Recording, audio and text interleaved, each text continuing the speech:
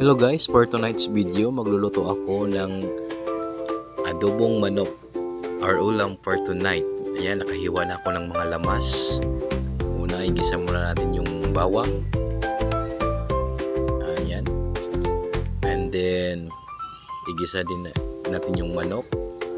Kalagay na yan dyan. Then sunod yung sibuyas. Iba-iba kasi yung diskarte natin sa pagluluto ng mga ulam.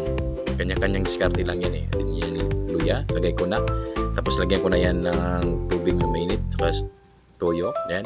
Patatas to, pang subak natin sa ating ulam. Iniwa ko na.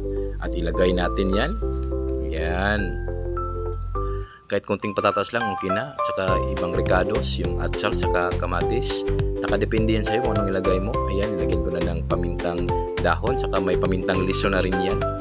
Lagyan natin ng konting toyo. Yan, konting toyo. And then oyster sauce, pampalasa.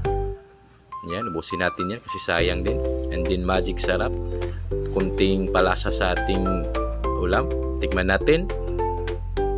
Ayan, sarap, panalo. Salamat guys, good evening.